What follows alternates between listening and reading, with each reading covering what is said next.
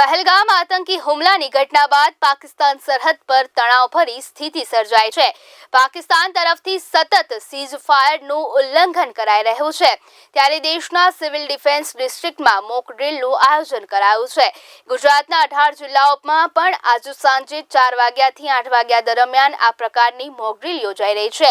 ત્યારે અમદાવાદમાં પણ 2 જગ્યાએ પેલેડિયમ મોલ, વટવા GIDCમાં હાલ મોક ડ્રીલ ચાલી રહી છે। આ બંને સ્થળો પર પોલીસ, ફાયર સહિતની 13 એજન્સીઓના કર્મચારીઓ પહોંચ્યા છે અને મોક ડ્રીલ યોજી રહ્યા છે। જ્યારે બીજી બાજુ આજે સાંજે 8:30 થી 9 વાગ્યા દરમિયાન બ્લેક આઉટ પણ કરવામાં આવશે। એર રેડની જો પરિસ્થિતિ ઉત્પન્ન થાય તેમાં સિવિલિયન અને તંત્ર દ્વારા કઈ રીતે એક્ટ કરવું એની તૈયારીના ભાગરૂપે આજે મોક ડ્રીલનું આયોજન કરવામાં આવ્યું હતું। 13 જેટલી સરકારી એજન્સી, પેલેડિયમ મોલનો સ્ટાફ અને 500 જેટલા અહીંયાના જે વિઝિટર્સ છે એ બધાને સાથે રાખીને મોક ડ્રીલનું આયોજન કરવામાં આવ્યું હતું। એ રેડ, ઇવેક્યુએશન, મેડિકલ ફેસિલિટી કઈ રીતે પૂરી પાડવી, ફાયર ફાઇટર કઈ રીતે કામ કરશે, ડેબ્રીઝ રિમૂવલ, દરેક પ્રકારનું જે મોક ડ્રીલનું સંપૂર્ણ આયોજન સક્સેસફુલી પૂરું કરવામાં આવ્યું છે। મોક ડ્રીલથી કયા પ્રકારના જે તારણો બહાર આવ્યા છે, શું આપને કંઈ હજુ કંઈ ઉણપ રહી એવું લાગે?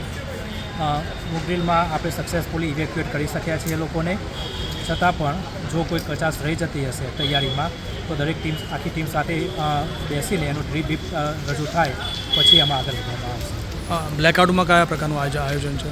બ્લેકઆઉટ આજે આપણે આની તૈયારીના ભાગરૂપે સમગ્ર રાજ્યમાં અલગ અલગ સમય કરવાનું છે। અમદાવાદમાં 8:30 વાગે છે, 8:30 વાગે પેલેડિયમ મોલમાં અને આખા અમદાવાદમાં બ્લેકઆઉટ કરવામાં આવશે। અમદાવાદ સિટીનો બિગેસ્ટ મોલ છે પેલેડિયમ મોલ, અને ખાસ કરીને સર્ચ એન્ડ રેસ્ક્યુ ઓપરેશન થશે, ઇવેક્યુએશન થશે અને ફાયર ફાઇટિંગ પ્રેક્ટિસ કરવામાં આવશે। અધિકારી પણ અમારી જોડે છે બિલ્ડિંગ્સમાં આવા પ્રકારના એટેક થાય તેમની સાથે વાત કરીશું કે કયા પ્રકારની સમગ્ર ભારતમાં પૂરામાં મોક ડ્રીલની શરૂઆત થઈ ચૂકી છે। આપ જોઈ શકો છો કે જે અમદાવાદના પેલેડિયમ મોલમાં અત્યારે જે પ્રમાણે સાયરન વાગ્યા બાદ લોકોને એક જગ્યાએ જે પ્રમાણે ભેગા કરવામાં આવ્યા, અસેમ્બલ કરવામાં આવ્યા, ત્યારબાદ હાલમાં જે ફાયર વિભાગ દ્વારા જે પ્રમાણે હાલમાં જે પાણીનો છંટકાવ કર્યા બાદ અત્યારે અહીંયા બ્લાસ્ટ બંધ કરવામાં આવશે।